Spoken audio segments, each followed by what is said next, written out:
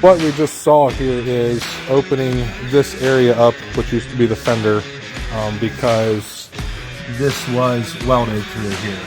So what we needed to do is to cut this open so we could get in here, since this was going to the scrap anyway, and cut this area loose. That way it'll come off of the truck. Right here where our finger line is drawn is the double frame on the inside of the truck. So we knew that we only had to cut through one frame thickness. And you can see down in here we was able to use the cutting torch to get past everything. And even in there it's kind of difficult to see, but the cutting torch was enough to get us what we needed as far as the clearance. We did do that on both sides then. Only thing we have to do now, we got to get this roller cut off because the customer requests that we save it. And then the truck will be ready to go. Yank the bed off of it and take it to the scrapyard.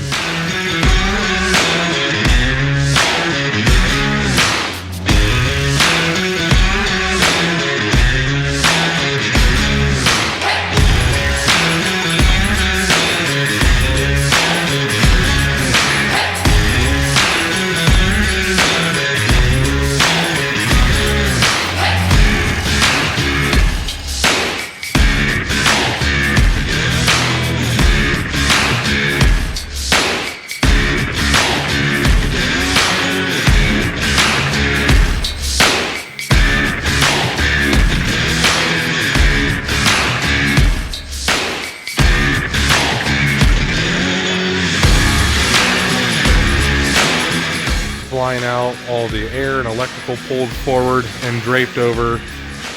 And what we're going to do here is we need to take 56 inches out of the frame. So we're going to bring the rear ends clear up against where the fuel tanks will be. So what we're going to do is we got some cut and layout lines here, and I'm not going to take and explain all the math, but what we're going to do is we're going to cut those lines, bring them out, and then what we'll end up doing is it'll end up looking like this, which was already done from the other side. And what we're going to do is we're going to take our 56 inches out of the middle, like what we've already, this side we already have the outer frame out. Since this is a double frame truck, we have to do this a little differently. So we took 85 inches out of the outer frame.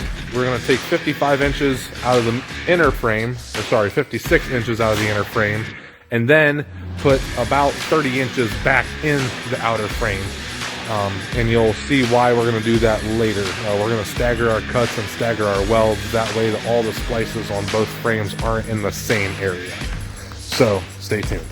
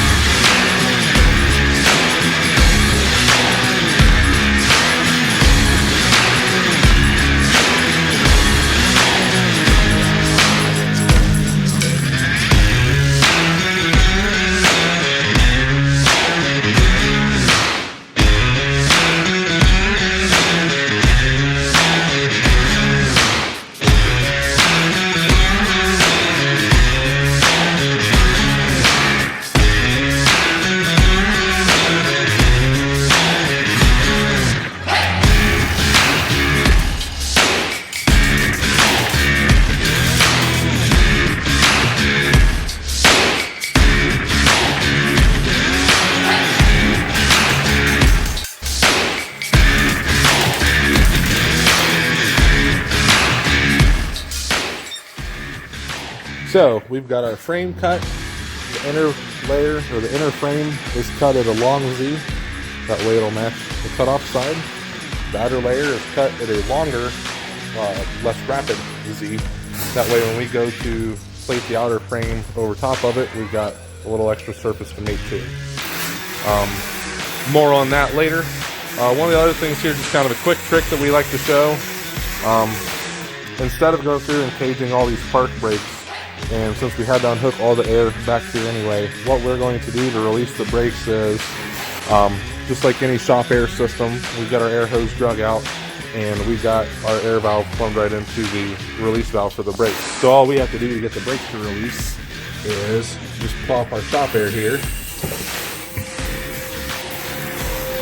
and we got our brakes released.